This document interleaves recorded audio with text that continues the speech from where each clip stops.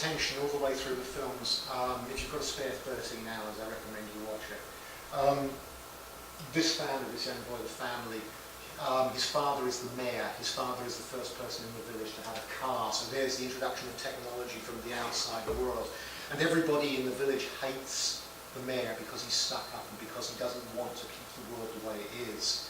It becomes historically significant because his son becomes a Waffen-SS officer and is very much the archetypal Nazi as opposed to the regular Germans of this small village. We move on a little bit in the clip.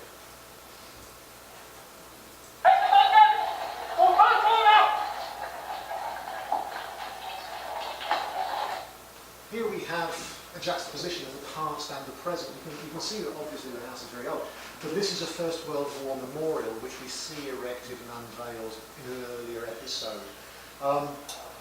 So you've got the past being remembered, but you've also got the car taking us into the future.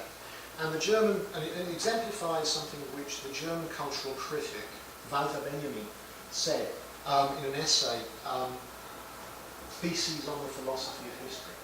Benjamin argued that there was an angel of history, and the angel of history is defined by always moving forward in time, but always looking backward.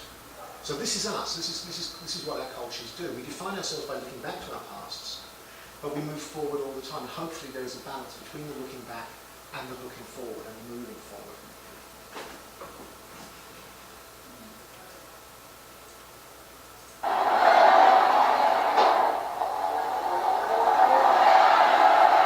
In the village walks while here Wiegand and his family drive the 100 yards from the church to their house because they can, and that's what technology does.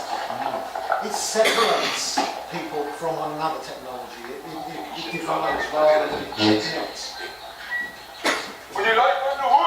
He has a bicycle, and bicycles are very important as well. It's a form of acceptable technology as opposed to divisive technology. Here the family are going for a picnic with another family in the village who are the main family in the story, the Simons.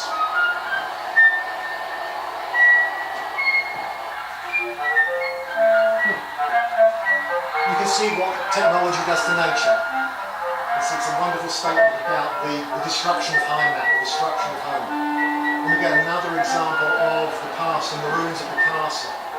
So you have, as a foreshadowing of World War II, you have the ruins of a castle, which of course is a wartime structure, and its only purpose is to be a defensive structure. And here we have very typical communal gathering, a regional gathering, in which the old and the new meet.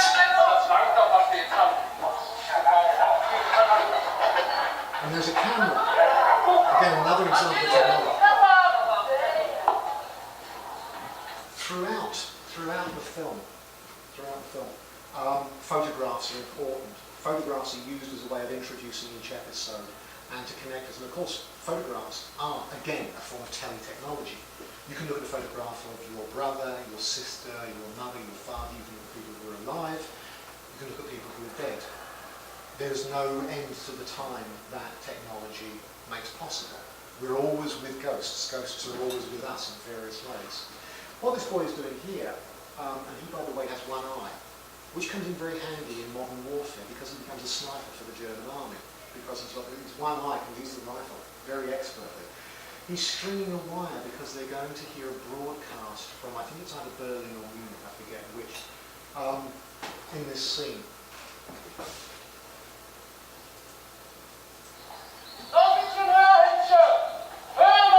This is getting the aerial.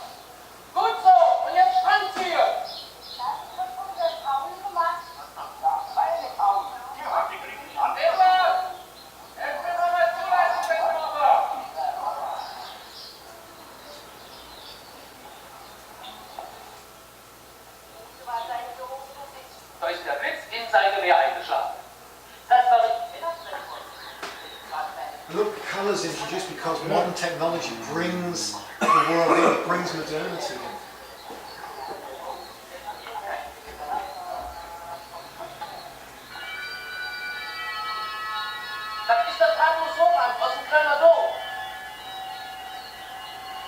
The character there, Paul Simon, will eventually leave the village about 2 years later and go to America, where he'll become a successful electronics engineer and have his own factory, producing transistors.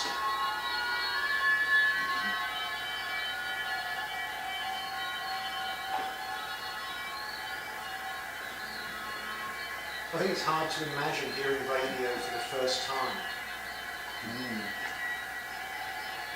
You're literally being invaded by ghosts. You're being invaded by something that's not there and yet it is there. And people felt the same in Paris in the 19th century, the introduction of gas into apartments, electricity into apartments.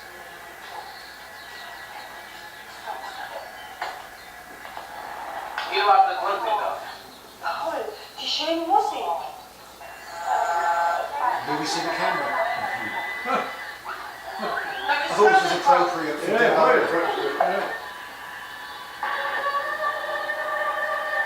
It's a sound, an image, all together.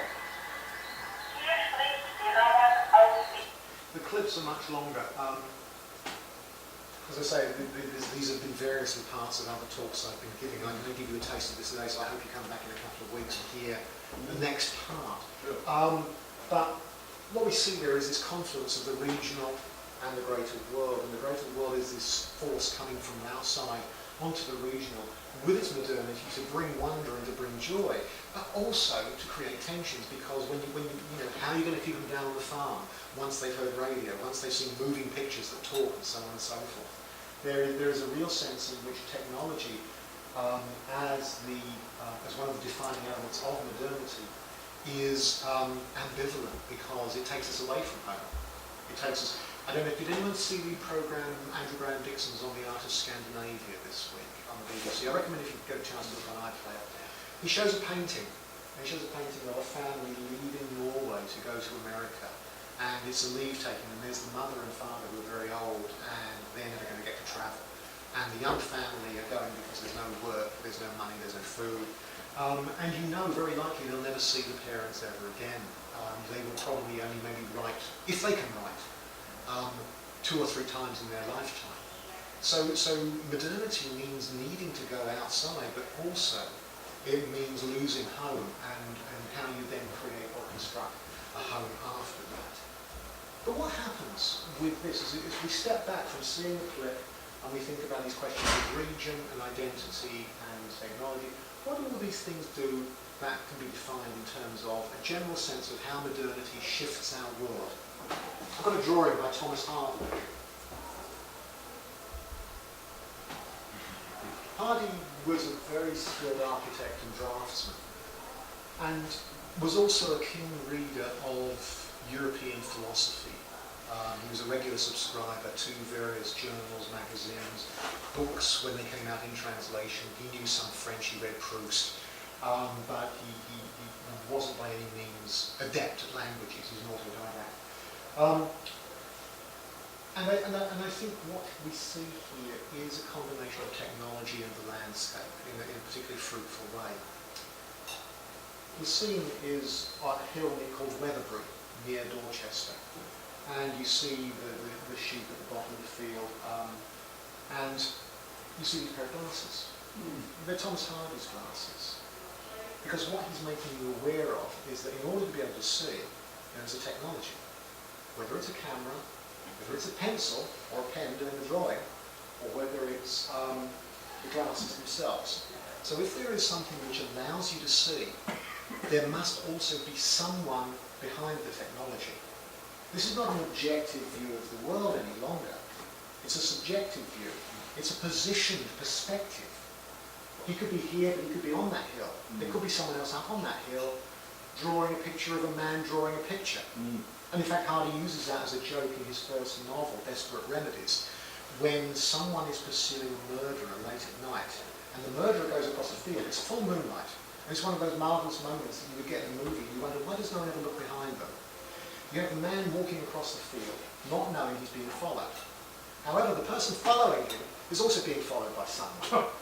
And the person who is following the first person doesn't know that there's a third person following them. And then there's a fourth person, following the third, following the second, and no one looks back. And it's this wonderful moment of Hardy saying, well, yes, but in order to see this, there's got to be someone in the landscape in the first place. And that person is the narrator, looking at the four people walking across the field. So it's not a universal or objective view. It is a perspective.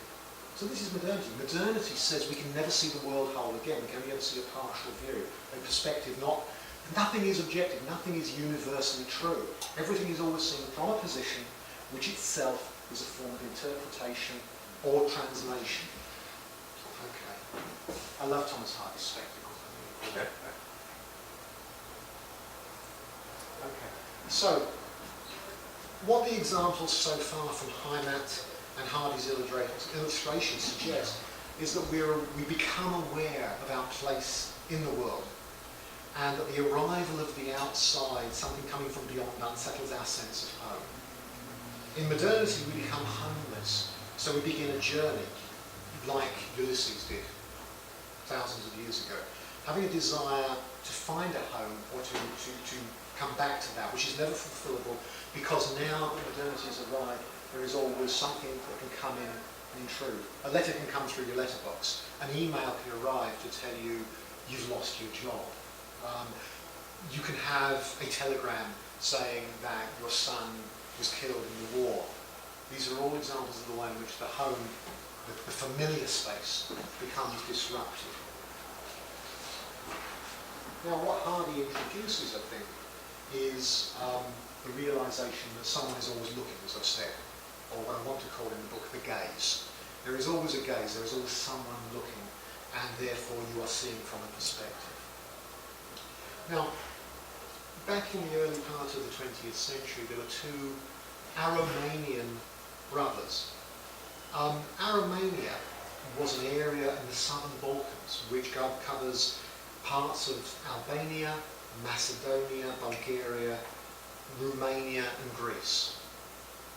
Aromania no longer exists, even though the language still does. And the reason why it no longer exists is because its borders were infinitely movable. Everything was always being shifted around according to who wanted to invade who.